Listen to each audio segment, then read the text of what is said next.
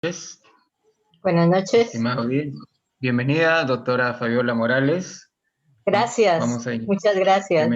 bienvenida, sabemos que está en casa, conocida nuestra. Sí, Vamos a, así es.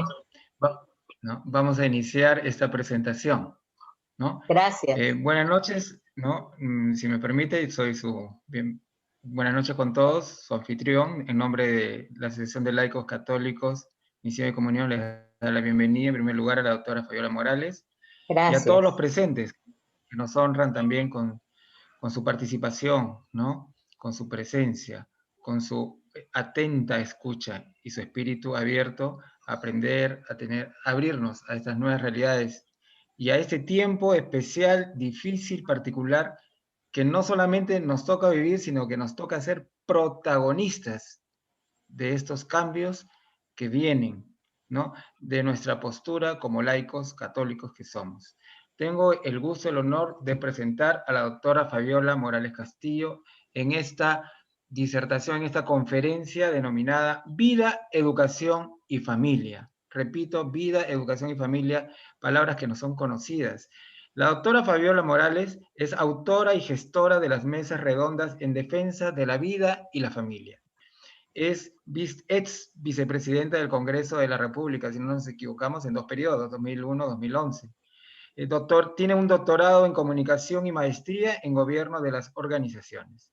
Es licenciada en comunicación y graduada en educación. Se desempeña como profesora principal en la UDED en la Universidad de Piura, ¿no? Y es analista política y columnista en diarios de Lima y provincias. La recibimos con un caluroso aplauso virtual y con muchas expectativas, doctora. Además, sabemos, y usted ya seguramente lo va a precisar, que también se está presentando, ¿no?, al Congreso por las filas de Renovación Popular. Ya usted nos comentará, seguramente articulará todo este mensaje que hoy día nos presenta con la conferencia Vida, Educación y Familia. Adelante, bienvenida, por favor. Muchísimas gracias. Muchas gracias por la invitación y con muchísimo gusto de estar con ustedes, mis hermanos en la fe. Hoy día estoy sumamente contenta porque creo que siempre tenemos que estar juntos para llevar justamente este mensaje a toda la sociedad, que es el mensaje de la paz, el mensaje de la cordialidad, el mensaje del bien común.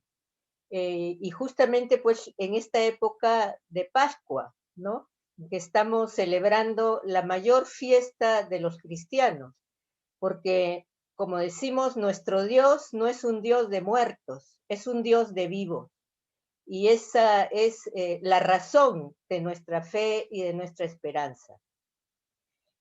Bueno, como decíamos, yo soy profesora, fundamentalmente profesora universitaria, que de vez en cuando pues me presto a la política, porque no soy fundamentalmente política, aunque sí tengo raíces políticas, familia política. Mi abuelo fundó un partido político, fue parlamentario, tanto senador como diputado por 25 años. Entonces uno lleva, digamos, eso en la sangre, pero yo fundamentalmente soy una profesora. En la Universidad de Piura, después en la Escuela de Negocios de la Universidad de Piura y ahora en Centrum Católica, que también es una escuela de negocios, donde yo doy clases a los empresarios de temas relacionados con la ética en los negocios, la responsabilidad social en los negocios, sobre todo haciéndoles énfasis en que lo más importante siempre es el ser humano. No sé cuánto tiempo tengo para esta conversación con ustedes, imagino que será media hora, no sé, ustedes me dirán. Sí, aproximadamente, y luego Bien, vamos a dar, doctora, un espacio para preguntas, ¿me perfecto. parece? ¿Ok? Perfecto. Entonces, ya Gracias. adentrándonos en el tema sobre vida, sobre la familia, sobre la defensa de nuestros valores y nuestra cultura, creo que una de las primeras cosas que los cristianos y los católicos debemos hacer es, y para dar razón de nuestra fe, es estudiar, es estudiar. Y estudiar quiere decir, por lo menos, leer las encíclicas de los papas y leer especialmente la doctrina social de la Iglesia. Yo sé que algunos textos tal vez no son demasiado sencillos, pero sí es necesario irlos leyendo, a lo mejor hacer un pequeño resumen, leerlos tal vez una vez, 2 veces o 3 veces, porque aparte de los evangelios, ¿no? Aparte de lo que es el magisterio de la Iglesia, es necesario actualizarse, ¿no? Con los últimos documentos que cada uno de nuestros pontífices va escribiendo. Creo yo también dar gracias a Dios, porque de bastante tiempo a esta parte tenemos pontífices que son santos, es decir, han llegado al culmen, ¿no? De la heroicidad cristiana y han sido reconocidos como tales, ¿no? Como santos de la Iglesia. Y me estoy refiriendo, pues, por ejemplo, a San Juan Pablo II, ¿no? A San Pablo VI, a San Juan XXIII, ¿no? Algunos otros son beatos, e incluso los 2 papas actuales que tenemos, cada uno, digamos, en el aporte que está haciendo actualmente en la Iglesia, son personas heroicas y son personas santas, ¿no? Nunca nos olvidemos que estamos pasando momentos en que tenemos a 2 papas.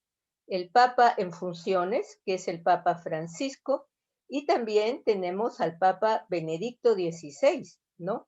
Que hasta ahora vive, rezamos por su salud y que es el Papa honorífico, pero no quiere decir que ha dejado de ser Papa.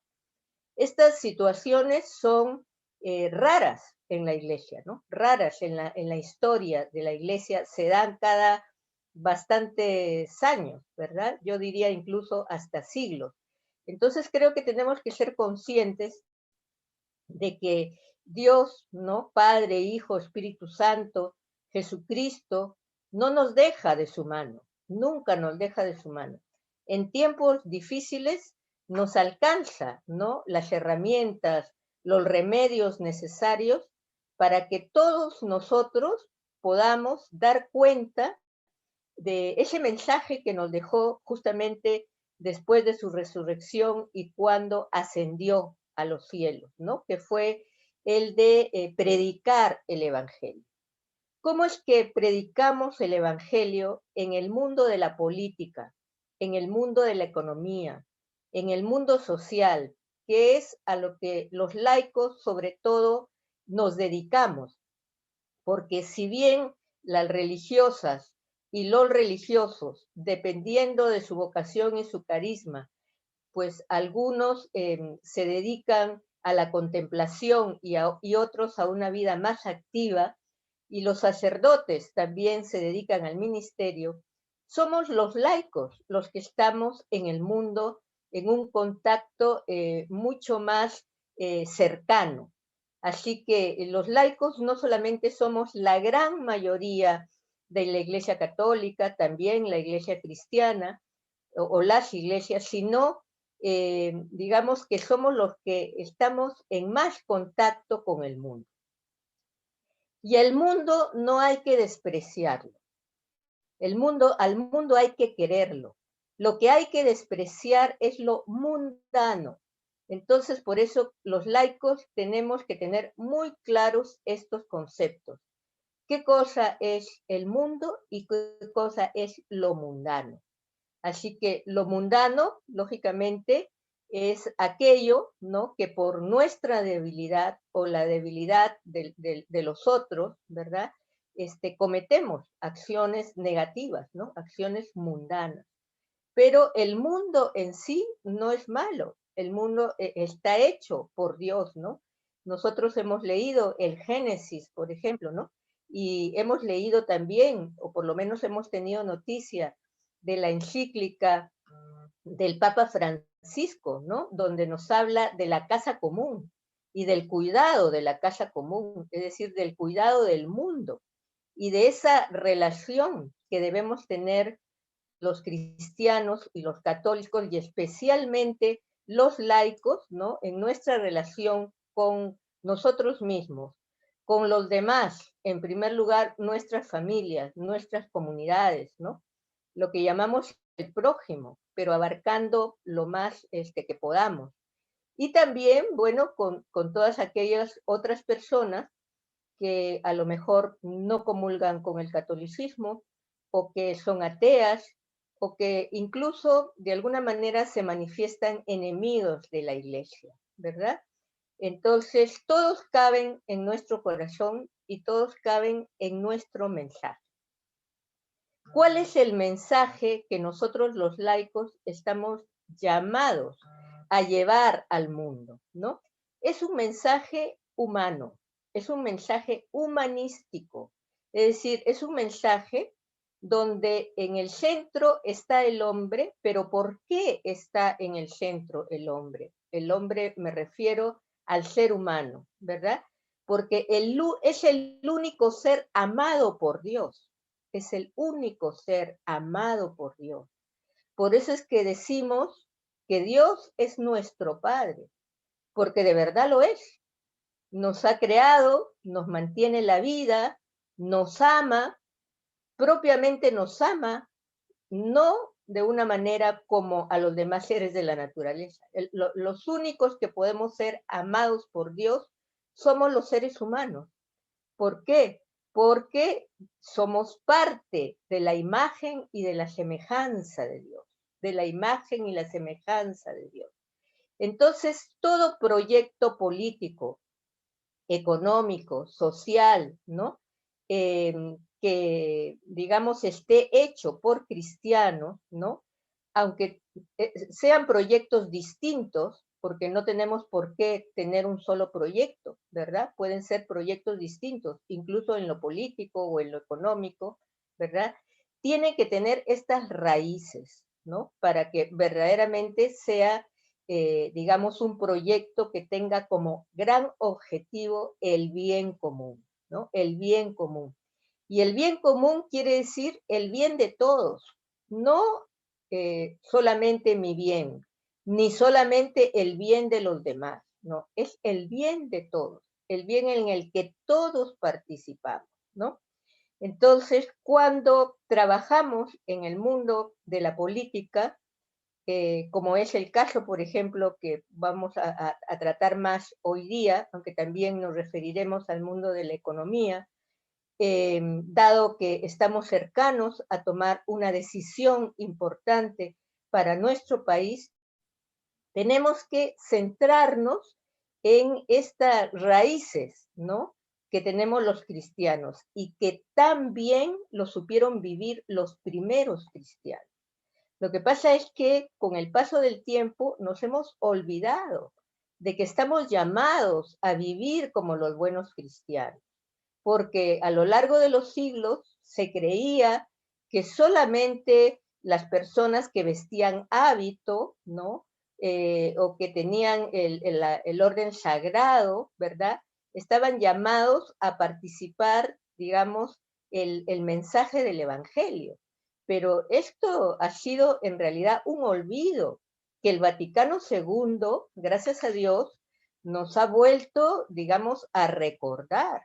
El Vaticano II es justamente, ¿no?, quien ha dado ese protagonismo a los laicos cristianos, aquellos que no somos, digamos, pertenecientes a lo que es el mundo religioso o a lo que es el mundo clerical, sino que somos seglares, y que incluso no es necesario que llevemos algún signo, ¿no? Para que nos digan, este es cristiano, o es un cristiano comprometido, o menos comprometido, o más comprometido. Todos tenemos que ser cristianos comprometidos, o católicos comprometidos. Si no, no lo somos. Es decir, nuestro compromiso tiene que ser un compromiso profundo y salir del corazón, porque también, como dijo Cristo, ¿no? Lo que hable la boca sale de dónde? Del corazón, ¿verdad? Bueno, entonces en el mundo de la política, ¿no? Estamos llamados los laicos, los seglares, a participar del mundo de la política. Estamos llamados, tal vez con más claridad, desde que apareció la doctrina social de la Iglesia. La doctrina social de la Iglesia, como ustedes saben, es de finales del siglo XIX, ¿no? Con esa primera encíclica de León XIII que se llamó Rerum Novarum, y donde pues esta encíclica o carta encíclica lo que manifestaba era la preocupación de la Iglesia, ¿verdad?, frente a lo que en ese entonces era el inicio de lo que era, de lo que fue, ¿no?, la era industrial. A consecuencia de esa primera revolución industrial, se produjo una serie de cambios en la vida de la sociedad.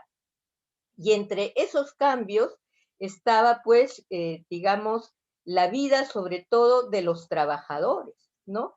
La cuestión social de la que hablaba el Papa León XIII y que a lo mejor hasta ese momento no había sido considerada con demasiado énfasis por la Iglesia, porque acuérdense también que la Iglesia ha tenido muchos momentos oscuros, ¿no?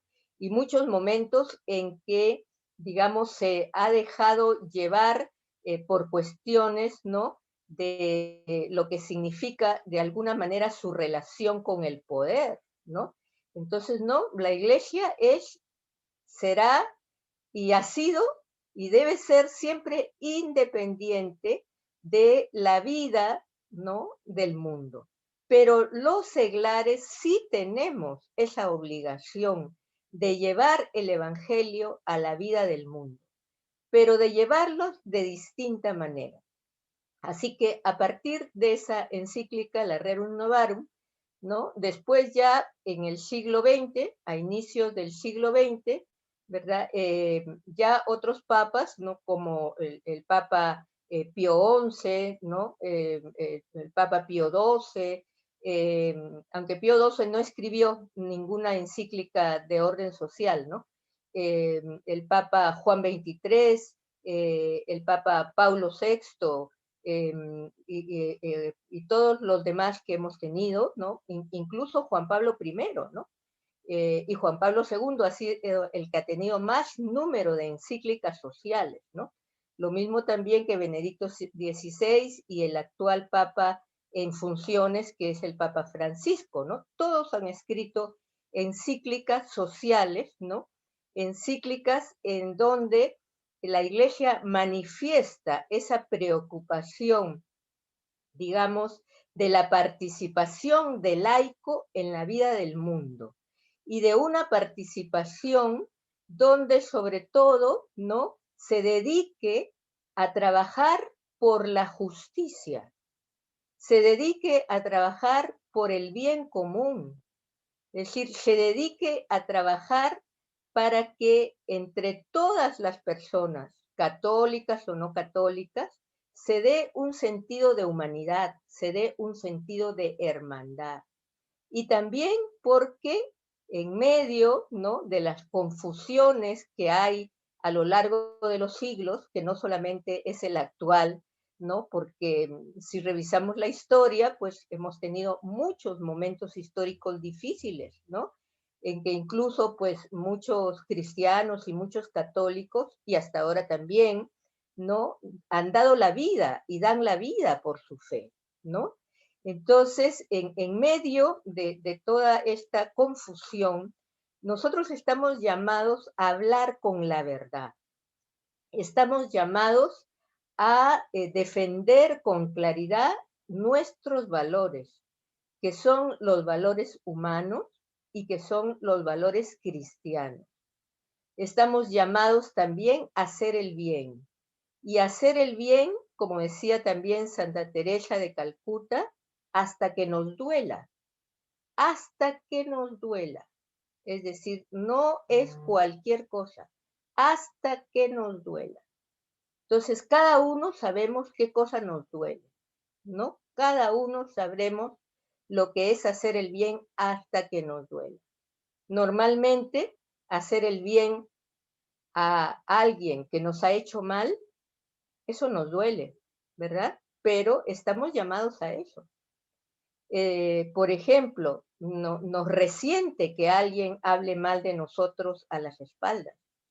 Nos resiente muchas cosas, más que nada que nos ofenden a nosotros mismos, cuando la verdad es que nos deberíamos preocupar más por las cosas y las acciones que ofenden a Jesucristo y que ofenden a Dios. Pero en fin, nos sentimos ofendidos y en esos momentos también estamos llamados a hacer el bien.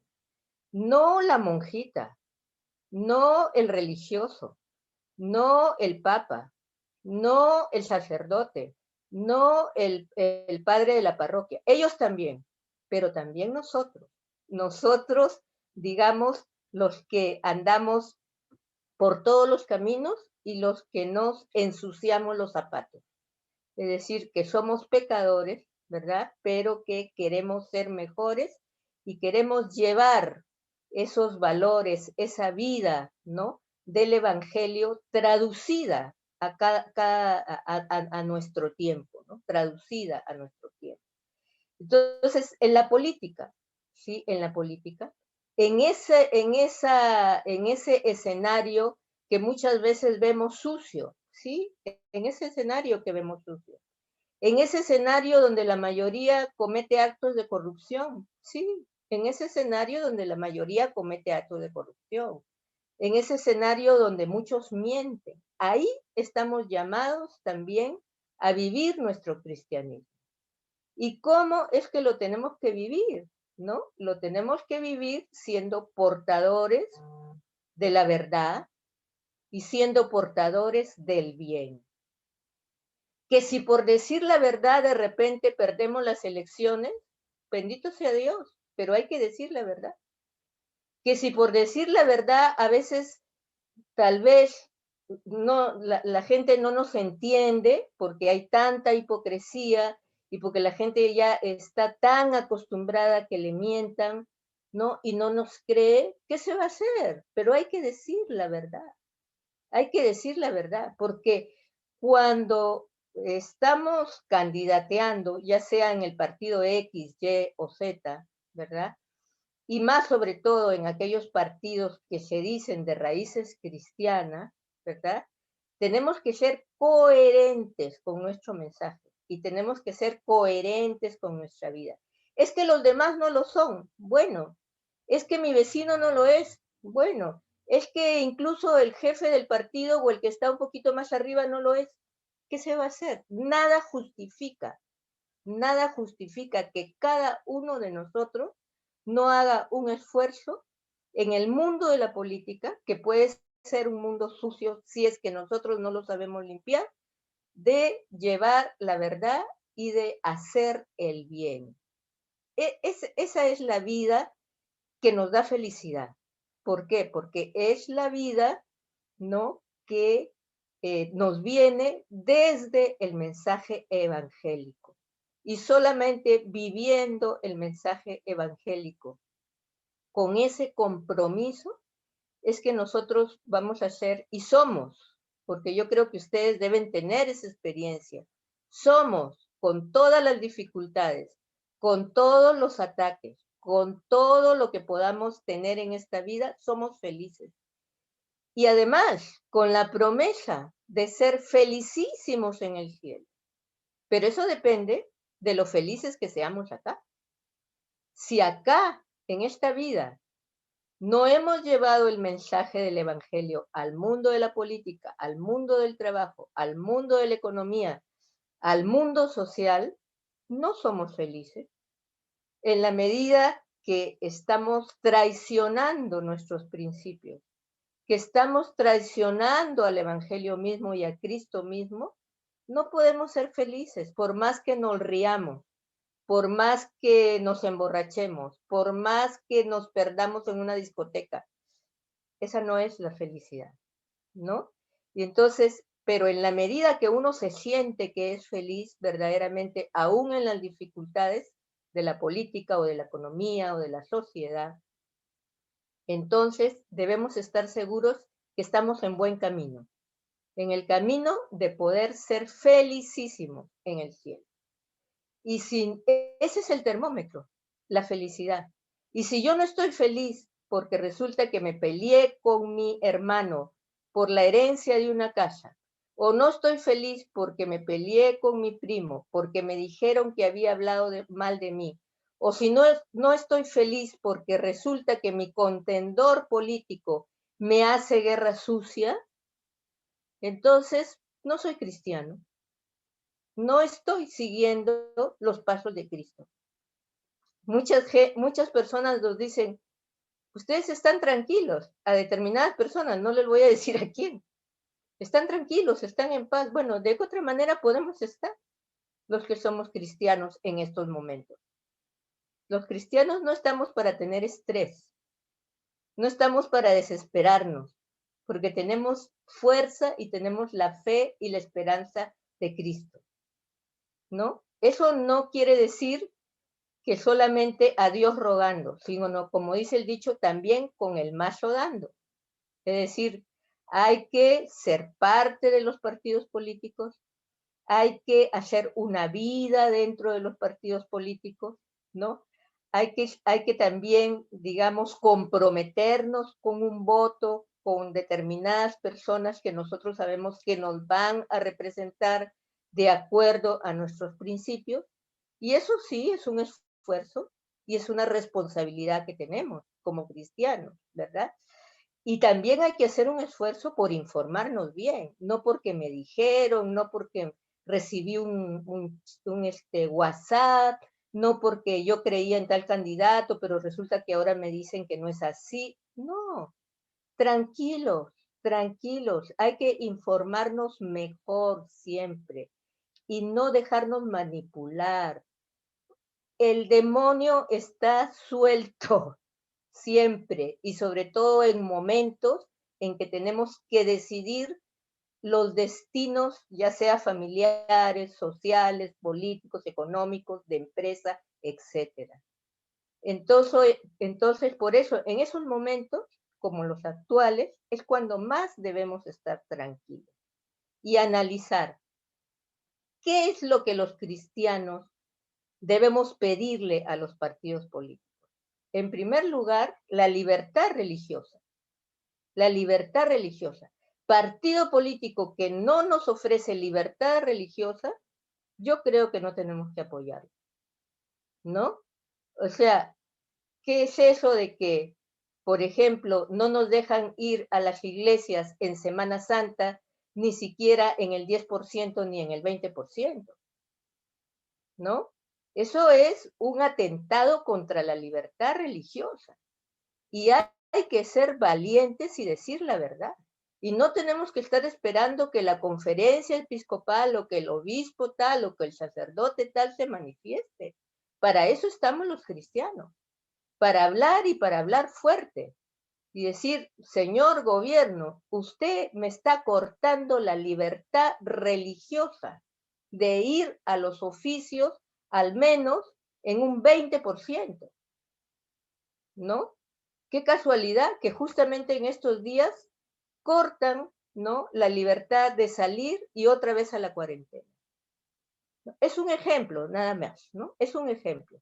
Pero hay que estar con las antenas bien puestas para defender siempre nuestra libertad religiosa y para que en el momento de votar, y yo no les digo por un partido o por otro, lo primero, este partido realmente me ofrece libertad religiosa, y luego el tema de la familia, porque sabemos los cristianos y todas las personas de buena voluntad que la institución de la familia es la institución primera. Y si se le ataca a la familia, es como si todo el castillo de nuestra sociedad se cayera como un castillo de naipes. Y eso es lo que está sucediendo, los ataques a la familia. Ustedes pueden ver, por ejemplo, en Netflix. Yo el otro día estaba viendo una serie de Netflix que se llama algo así como Esperemos 100 días para divorciarnos, una cosa así parecida. Lógicamente que yo no veo las series completas, porque cuando hay escenas pues que no me gustan o que veo que son una manipulación, las paso, porque uno no tiene por qué, digamos, ponerse en bandeja para que los demás lo manipulen, ¿verdad? Sin embargo, sí quería saber de qué se trataba. ¿Y de qué se trataba esa serie? Bueno, de que estaba bien, ¿no? Que la chica que de repente se embarazaba, pues como tenía que seguir estudiando, abortaba. Y además lo decían con una, digamos, una tranquilidad y una justificación, ¿no? Entonces yo decía, bueno, ¿y qué estamos haciendo los cristianos y los católicos frente a eso? ¿No? Y lo mismo defendían la eutanasia. Y lo mismo defendían las relaciones extramatrimoniales, porque la esposa de uno estaba con el otro y el esposo de la otra con el otro. O sea, una cosa increíble, pero que nos mostraba o nos muestra esa serie de lo que estamos viviendo y sobre todo de cómo es que hay una voluntad por parte, en este caso, ¿no? De este programa de Netflix, además mexicano, ¿no? Producido en Estados Unidos, de lavarnos el cerebro y de manipularnos de una manera anticristiana y antivalores, ¿no? Entonces, claro, hay que estar en estos sitios, ¿no? También ahí donde se hacen las películas. O también se puede ser un productor de películas, ¿no? Y ya ahí nos estamos pasando a lo que es nuestra, digamos, nuestro compromiso en el mundo de la economía, ¿verdad? Y en el mundo de la política, en el sentido de que hay que exigir que estas series, ¿verdad?, tengan por lo menos la debida información para que la persona que va a verla, tal vez con su familia, sepa de qué se trata, ¿no? Y sepa para qué públicos va. Yo les voy a decir una cosa, ya prácticamente en Netflix yo no veo más que series para 7 años, como máximo para 13. Y ya los de 13 tienen contenidos escabrosos. Ya los de 16 ya prácticamente no se pueden ver, ¿no? Y no nos engañemos que lo que le hace mal a un niño, le hace mal también a los adultos.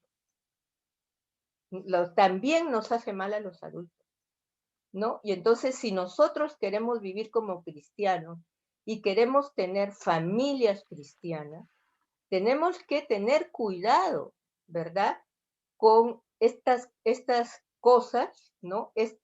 Digamos, esta manipulación agresiva, ¿no? De la sociedad actual, ¿no? Porque es una manipulación agresiva, ¿verdad? Para ponerle pares. No nos podemos comer cualquier cosa porque nos envenenamos. No, es que se envenena mi niño de 13 años, pero yo que tengo 50, no. Todos nos envenenamos. Así tengamos 80. ¿No? Y además contribuimos con el rating o lo que sea a que este tipo de programación, por ejemplo, se repita o se dé o tenga éxito o qué sé yo, ¿no? Entonces, no esperemos que la monjita, que el sacerdote, bueno, la religiosa, el religioso, ¿no? Es que como ellos, no.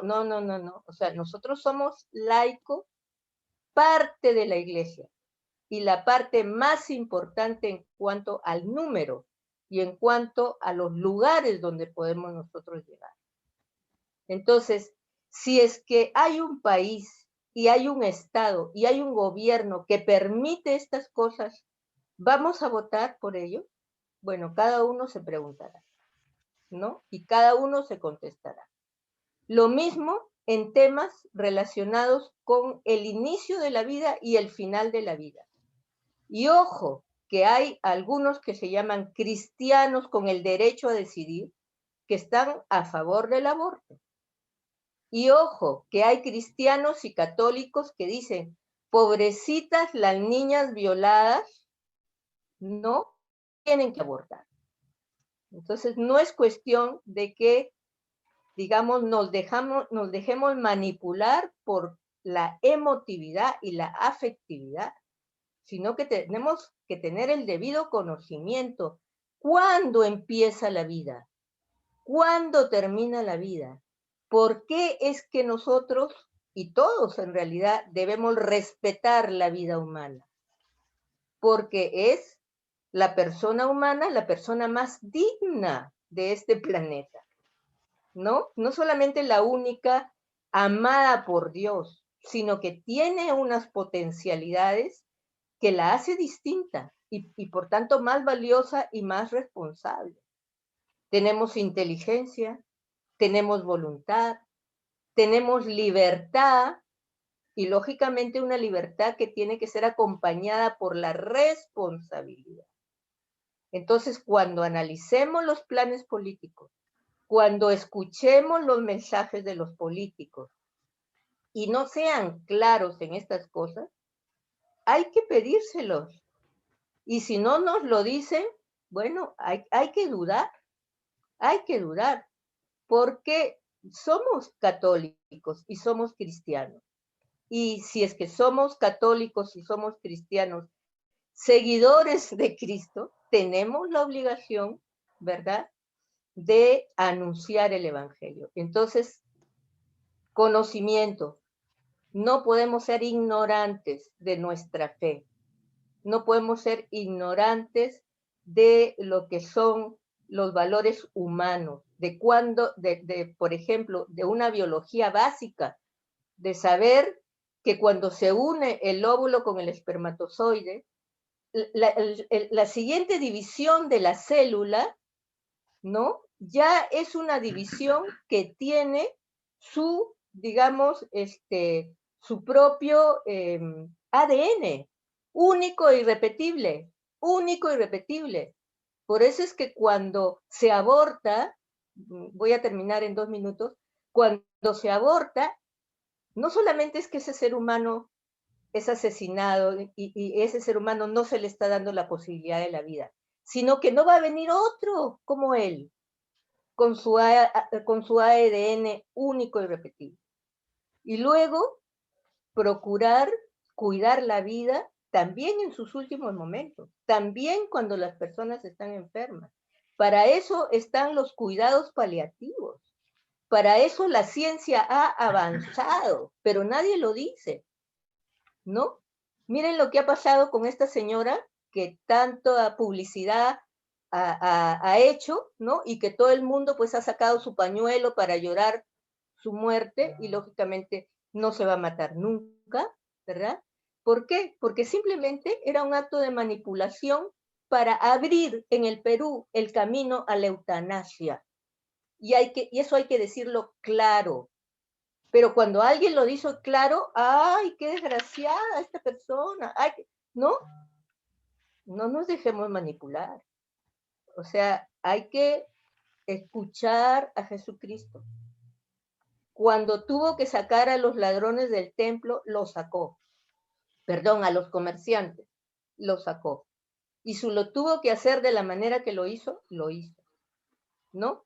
Entonces, yo termino esto diciéndoles, así como la doctrina social de la Iglesia nos enseña que los católicos debemos participar en la vida del mundo, en el mundo de la política, nos dice que debemos hacerlo sin dejar en la puerta, qué sé yo, ¿no? El sombrero de católico o el paraguas de católico. No, nosotros vamos a todos sitios siendo católicos, aún en las discotecas, que es lo que yo les digo a mis alumnos. Cuando ustedes vayan a las discotecas, no se olviden que son católicos. Y nadie les va a decir de que no bailen, ni que no tomen, pero de ahí a que se emborrachen o que hagan cosas que no las deben hacer, bueno, ya no están siendo católico en la discoteca. Nadie te dice que no vayas, pero no te olvides quién eres, ¿no? No te olvides. Entonces, en la política lo mismo. No nos olvidemos en el momento de votar quiénes somos y en el momento de ejercer ya la actividad política quiénes somos. Entonces, la familia con un padre, con una madre. Es verdad que hay muchas familias uniparentales, porque así es nuestro país. Entonces hay que cuidar también a esas familias. Hay que cuidar la valentía de esa señora que sola pudo sacar adelante a su hijo o a su hija, ¿verdad? Pero tenemos que procurar, ¿no? Que los gobiernos, ¿no? No nos traigan ideologías extranjeras, como es la ideología de género, y nos la quieran implantar aquí, ¿no? Sin tener respeto a nuestros valores cristianos, a nuestros valores peruanos de toda la vida, ¿no? Y nos quieran lavar el cerebro y poner sus propias agendas. Y hay que, digamos, llamar la atención de esos políticos que se llevan de esas agendas.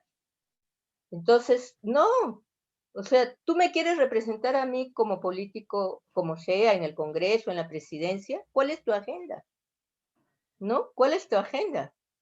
Y entonces, es que mi agenda es la de las Naciones Unidas. Ya, parte de la agenda de las Naciones Unidas puede ser buena, pero aparte puede ser que no sea buena, y definitivamente lo es así, ¿verdad? Entonces, por eso es que la doctrina social de la Iglesia nos enseña justamente a eso. Nos enseña a que en el mundo de la política no seamos marxistas, materialistas, porque el marxismo-materialismo no es humano, ni tampoco seamos liberalistas extremos, porque tampoco es humano. Y se los digo con un ejemplo. El materialismo extremo también, perdón, el liberalismo extremo también es materialista y también es hedonista. No nos dejemos engañar. Miren Los Ángeles del Oxígeno. El mejor ejemplo son Los Ángeles del Oxígeno. Estos comerciantes estaban en una situación de poder vender su oxígeno lo más caro del mundo, o de esconderlo para luego venderlo más caro del mundo. Sin embargo, ellos fueron conscientes que desde el mundo de la economía también hay que vivir el bien común, y sobre todo en estos momentos, ¿no? No aprovecharse justamente de eso. ¿Qué le hubiese recomendado la economía capitalista extrema? ¿No? La ley de la oferta y la demanda. Como hay mayor demanda, tú tienes que subir el precio de tu oxígeno, ¿no? Claro, no lo subas tanto porque la ley de la oferta y la demanda y el mercado y no sé qué, sí pues, pero es la ley de la oferta y la demanda, no es la ley del bien común. Ellos supieron pasar por la ley de la oferta y la demanda, supieron pasar por su propio egoísmo para vender el oxígeno al precio justo y hacer el esfuerzo de vender a muchísimas personas. Estos señores, no sé si serán católicos o no, alguno dijo que sí, pero la verdad es que nos dieron un súper ejemplo de lo que es ser un comerciante católico, ¿no? En momentos como estos. Entonces, también, y ahora sí que termino, les prometo, también hay que pedirle a los candidatos, ¿cuáles son tus propuestas económicas? ¿Vas a tener en cuenta a la persona como protagonista del mundo de la economía o vas a tener en cuenta la ganancia pura y dura? ¿Para qué? Pues para el placer, para el hedonismo o lo que sea, ¿no? Entonces, creo yo que estos son los principios, ¿verdad?, de los que tenemos que conversar para saber cada uno ya por quién va a votar este domingo. Bueno, muchísimas gracias y perdonen que yo hablo mucho. Gracias, muchas gracias, doctora. No se nos vaya a ir Gracias. todavía porque No, aquí estoy, aquí estoy. sí. Sí, Acá tenemos varios comentarios en el chat que la felicitan y nos agradecen por su disertación, por la experiencia, porque nos calienta el alma, no solamente el alma política, sino el alma católica, que es necesario, ¿no? Antes de continuar, hay varias preguntitas, ¿no? Jorge, me parece que Sí, quería darle la palabra a Jorge Vergara un momentito. bueno, doctora Fabiola, gracias por gracias, estar. Jorge. Gracias por tu Gracias. invitación. Gracias por el gusto de tenerla con nosotros. Bueno, ya nos conocemos. Bueno, tuve la suerte de estar también con nuestro fundador hace muchos años atrás, cuando estaba usted congresista, ¿no? Y nos pudo invitar a algunos foros internacionales que organizaba, ¿no? Por la familia. Y siempre fuimos testigos de toda su labor, de verdad, muy importante, y sobre todo para el fortalecimiento de la familia. Ahí todavía nos acordamos. Sí. Sí, estuvo don Osvaldo Cuadro Moreno, ahí expositor, nuestro fundador, y bueno, quisiera remarcar algunos puntos, me parece, como por ahí interrogantes o preguntas, ¿no? Para usted, sobre todo el tema de la familia, el fortalecimiento de la familia, que creo que es la clave, ¿no? Porque más que ir en contra, sino es cómo fortalecer esa familia que es la base de la sociedad, ¿no? Como decía San Juan Pablo II, el futuro de la humanidad se fragua en la familia, ¿no? Se decide en esta familia, que al final es todo, porque a mejor calidad de familia, mejor calidad de sociedad, ¿no? Que eso es lo que entendemos, ¿no? ¿Cómo lograr este fortalecimiento de la familia, entendiendo primero como padre y madre, pero también la realidad que yo encuentro ya como especialista, ¿no? En muchos colegios donde hemos venido atendiendo muy alto porcentaje de madres solas, ¿no? Que es en varios colegios un alto porcentaje, más del 50% en varios, y por otro lado también dentro de esa propuesta de fortalecimiento de la familia, me parece clave el tema de la educación sexual, ¿no? Que hoy día lamentablemente se ha ideologizado, ¿no? Con toda esta perversa ideología de género, ¿no? Que se impone prácticamente o que se busca, ¿no? Incluso los mismos docentes que ya están ideologizados, muchos de ellos, es cómo ir dando este vuelco en una formación de una educación sexual integral, ¿no? Con una base antropológica, con toda esta mirada que debería ser la correcta, ¿no? Partiendo de la persona, ¿no? Como decía usted, tan importante. Y también dentro de esto, también creo ver un poco lo que me parece también fundamental, lo que decía usted de la formación humanista, y en eso creo que todos nos damos cuenta de la necesidad, ¿no? De trabajar esta formación a nivel transversal, ¿no? En todo lo que es educación primaria, inicial, primaria, secundaria, hasta universitaria, ¿no? Porque hay un déficit muy fuerte, hoy en día se da mucha importancia a a otra formación, pero se deja la formación humanista, que es clave, ¿no? Es determinante. Hay hoy día muchos que egresan de universidades súper especialistas, pero con un déficit grande en una formación de valores, ¿no? Ética, por ejemplo, ¿no? Y todo esto.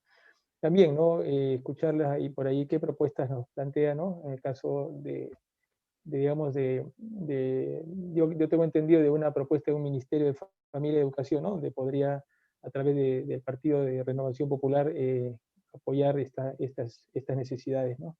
Eso, y lo último que quizás es también una realidad que, bueno, que también vemos la importancia de este tema de población, que no es aquí en Perú todavía, pero que en Europa uno ve que cada vez esta población envejecida, donde cada vez se tiende a tener menos hijos o ya no tenerlos, ¿no? Y cada vez se está viendo más. Aquí en Perú, uno que recorre también muchos colegios, escucha a padres, ya la idea de tener más de 2 hijos es una locura, ¿no? O incluso algunos piensan en uno. Cómo ir quizás planteando algunas políticas para favorecer a familias que quieran, ¿no? Atreverse a tener varios hijos, pero que del Estado también se apoye, ¿no? Todo esto, porque hoy en día parece que el matrimonio piensa que ya teniendo varios hijos dice, no, ¿cómo voy a hacer? ¿No? Y teniendo en cuenta que estas leyes ya existen en otros países, ¿no? Como España y otros lugares donde se favorece a las familias que tienen de 3 a más hijos, ¿no? Y bueno, eso es un poco también algunas preguntas para usted, digamos, ¿no? Doctora Fabiola, y que nos gustaría también por ahí, ¿no? Quizá nos ayude a poder plantear.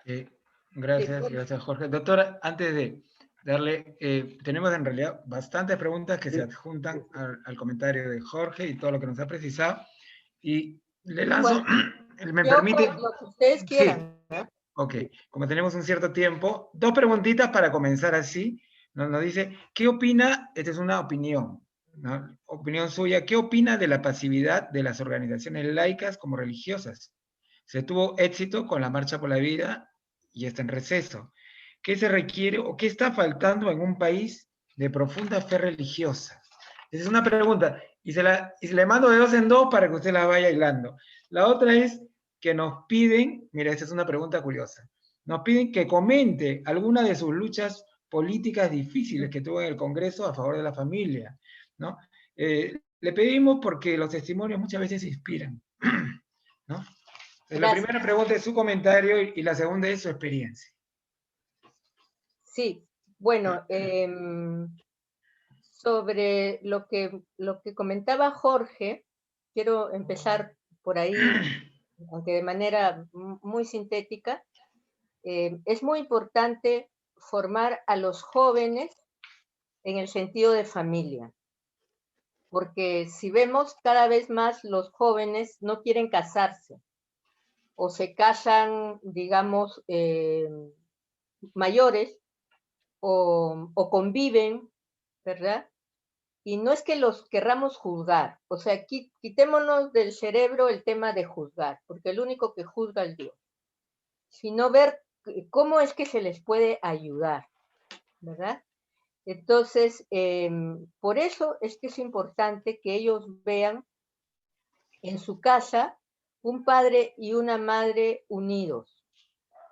Una de las cosas que hay que decirle a los padres es que ellos, durante su vida de cónyuges, se tienen que ir educando a sí mismos, se tienen que ir conociendo y educando. Es decir, con el enamoramiento y con el matrimonio no termina la labor de conocerse el varón a la mujer y la mujer al varón. No termina nunca, en realidad. Pero hay que ser consciente de eso. Hay que ser consciente. Es decir, parte del amor que se le tiene al esposo o a la esposa es esa, digamos, ese compromiso con la educación. Es decir, de la educación al esposo, de la educación a la esposa y de dejarse educar. Entonces, ¿por qué? Porque hombres y mujeres, y nos dicen lo contrario, somos diferentes. Valemos lo mismo, que es distinto. Valemos igual, tenemos el mismo valor, la misma dignidad humana, pero a partir de esa dignidad humana somos diferentes. Y además de diferentes, somos complementarios. Entonces, cuidado con los mensajes feministas extremos o machistas extremos, ¿no? Cuidado, porque unos dicen que hay prevalencia del varón y otros dicen que hay prevalencia de la mujer. No hay prevalencia, valemos lo mismo, pero tampoco es que seamos iguales. Tenemos, sí, los mismos derechos y tenemos deberes, sí, entre nosotros, pero el modo de ver el mundo del varón es muy distinto al modo de ver el mundo de la mujer. Y cuando se producen conflictos en el matrimonio, muchas veces tiene que ver con eso. Tiene que ver con que el varón piensa que la mujer está viendo las cosas como él o las debe ver como él, y la mujer piensa que el varón las debe ver como ella, ¿no? Entonces, lo clásico, ¿no? El varón, ¿cuántas veces se olvida del aniversario del matrimonio? O de llevarle una flor a la esposa. Muchos no se olvidan porque son delicados, ¿no? Pero es más propio de la mujer esos detalles. Y entonces las mujeres tenemos que ser comprensivas en ese sentido, porque el varón no está en los detalles. En los detalles estamos las mujeres, para bien o para mal. También estamos las mujeres para, por ejemplo, el hábito, ¿no? O el vicio de querer que todo esté limpio y reluciente y en su sitio. Bueno, esas casas no existen. Que estén limpitas, que no haya, no existe. Aunque sea un pelo hay por ahí tirado. Ni que todo esté en su, no existe. No. Entonces, cuando un hombre entra a la casa, no se da cuenta si se ha cambiado el jarrón del sitio. Y la mujer sí. Y es más, hasta puede entrar en crisis porque le han cambiado el jarrón. Entonces, si el varón entiende que la mujer va a entrar en crisis por eso, va a tener más paciencia porque va a decir, es parte de su modo de ser. Y es verdad. Y hay que irse educando. Mira, si tú entras siempre en crisis por esto, yo te entiendo que porque eres mujer, porque te fijas más en los detalles, pero también ándate, ¿no? Trata de pasar por alto esto. Y al revés también, ¿no? Oye, tú que eres varón y me dejas las medias tiradas o qué sé yo, o la corbata, mira, ¿no? Yo entiendo que tú no eres detallista, pero, ¿no? Procura mejorar. Entonces esa es la educación, ¿no? Hombres y mujeres no somos enemigos, como nos quiere aparecer la ideología de género. No somos enemigos, ni en la casa, ni en el trabajo, ni en ningún sitio. Somos socios, somos amigos. El mejor coro del mundo es el coro donde hay voces de varones y voces de mujeres, ¿no? Y tenemos que hacer de este mundo un mundo donde aporte el varón y donde aporte la mujer, ¿no? Yo creo que esa es la clave del tema de la familia, ¿no? Y eso es lo que van a aprender los hijos. Los hijos también educan, ¿eh? Y hay que dejar que los hijos nos eduquen en algunas cosas. Tampoco es que, digamos, vayamos al otro extremo, ¿no? Los padres son los que tienen el derecho a educar, pero los hijos, ¿cuántas veces, hasta pequeñitos, ¿no? Nos dicen cosas que uno no se ha dado cuenta, ¿verdad? Y que de verdad nos enseñan. Entonces, yo soy educadora y creo que el secreto de la felicidad es la educación. En el hogar también, en la empresa también, en la universidad también, en la escuela también, ¿no? ¿Y qué cosa es educar?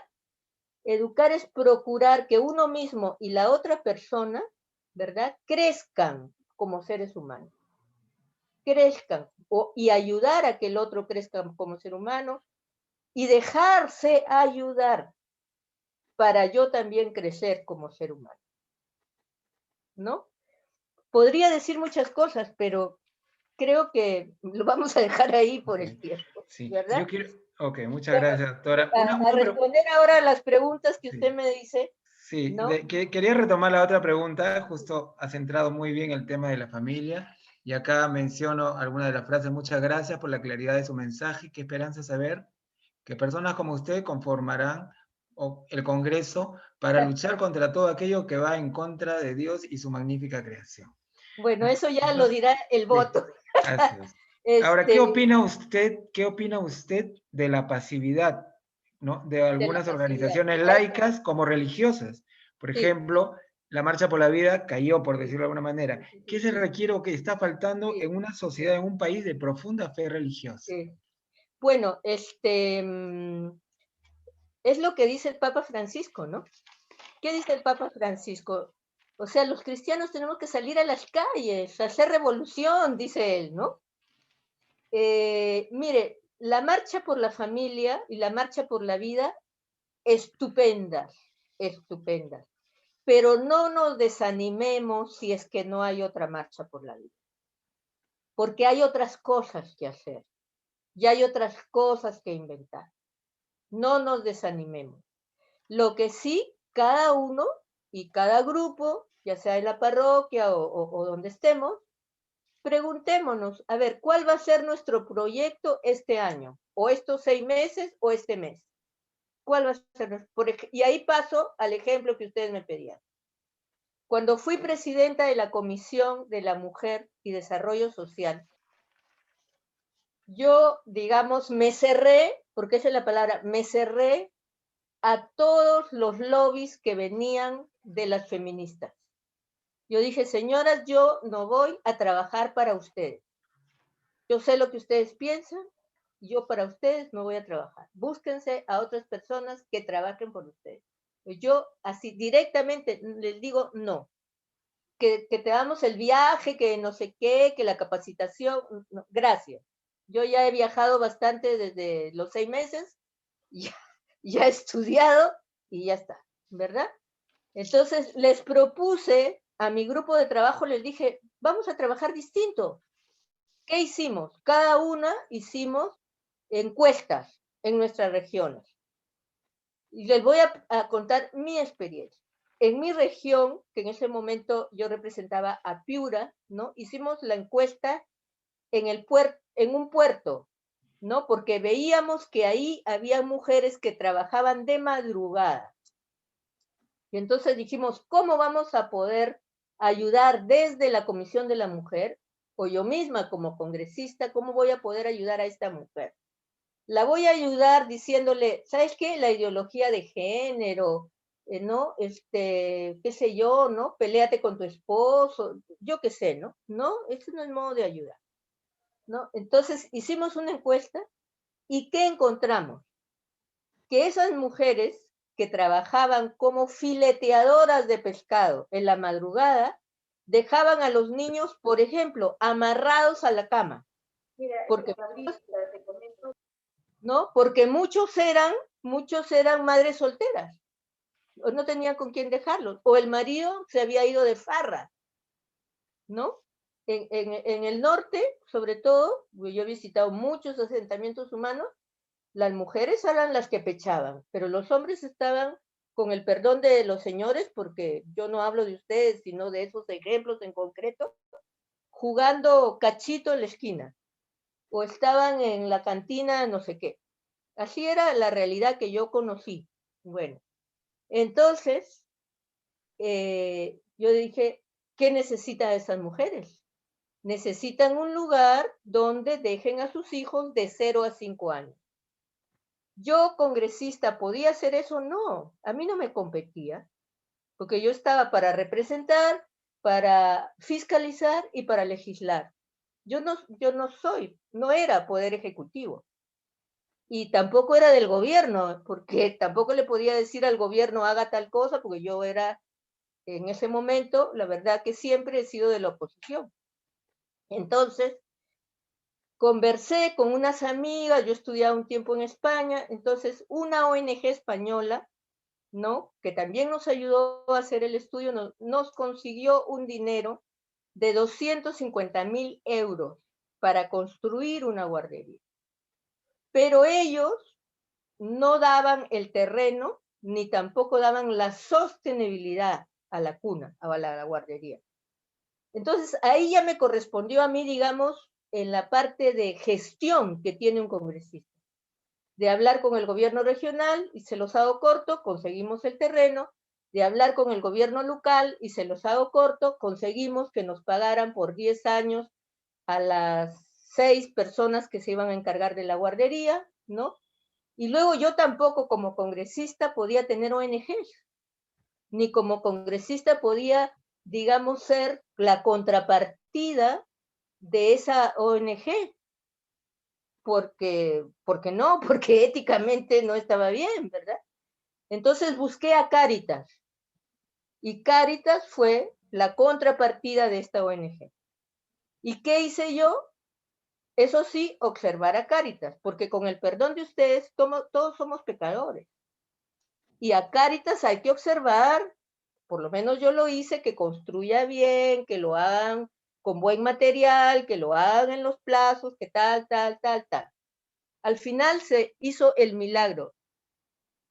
No solo que se construyó la guardería, ustedes ahora pueden ir a Paita y la pueden ver en el asentamiento Juan Valer, sino que 24 de septiembre, Día de la Virgen de Mercedes, fue Monseñor Eguren de Piura a la fiesta de la Virgen, a celebrar la misa. Entonces yo me le acerqué y le dije, ¿usted podría inaugurar la guardería?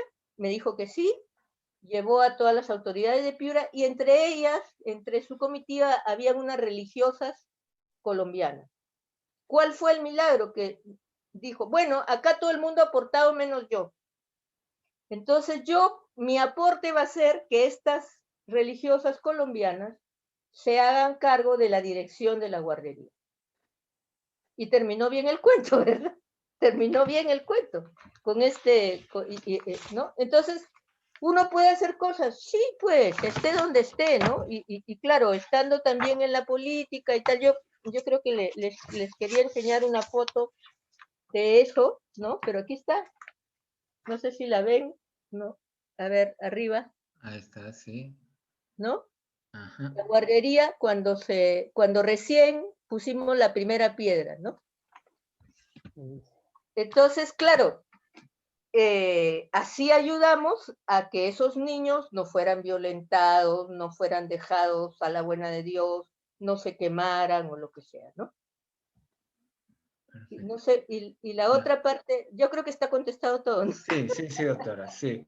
Muchísimas gracias, le agradecemos, sino que todo buen principio también tiene su final. Con pena, de verdad, le agradecemos mucho, mucho su presencia. Sabemos que se presenta al Congreso con el número 8, ¿no? El 8. Quisiéramos que de repente, a modo de cierre, ¿no? Sí, Nos diga a ver cuáles son sus expectativas, sus propuestas, ya la conocemos. sí, Muchos sí. acá están opinando que le van a dar su voto. Tenemos mucha expectativa en estas elecciones, en el partido que usted también Sí. integra. ¿Algún mensaje final que nos quisiera dejar, Sí, doctora? bueno, yo quiero seguir trabajando en estos temas de gestión, también, por ejemplo, con los discapacitados, ¿no? Que pudimos llevar 3.000 sillas a los discapacitados, y eso es bueno, pero sobre todo, yo les digo una cosa, yo he sido presidenta de la Comisión de Ética, y no podemos seguir teniendo un congreso como el que tenemos. Entonces, yo sí quiero de llegar al Congreso, llegar a la Comisión de Ética y limpiar el Congreso. No podemos tener gente como la que tenemos. Y ustedes me dirán, es que también en su partido se han infiltrado. Sí, a los que hemos podido los hemos sacado y a los que no los sacará el voto preferencial, ¿no? Y si por ahí alguien se nos cuela, pues ojalá la Comisión de Ética lo pueda remediar, ¿verdad? Y luego, bueno, yo soy pro vida, pro familia, ¿no? Y creo que el Congreso es un lugar importante donde uno puede trabajar por la vida, por la familia y por los valores. Y también, ¿por qué no decirlo? Para dar testimonio. Y a mí lo que me gustaría realmente es que muchos jóvenes se animaran, que muchas más personas se animaran a entrar al Congreso. Es un terreno sucio, es un terreno peligroso, sí, pero no mata a nadie. Yo acá estoy viva, ¿no? Y lo bueno es que uno puede conservar sus valores. O sea, tampoco es que vaya al matadero y le corten la cabeza y uno salga, pues, no sé, ¿no? Pensando todo lo contrario. No es así, ¿no? Y Ok. nada, si me quieren apoyar, ya saben, pero con toda libertad, con toda libertad. Muchas gracias. Muchas gracias a usted.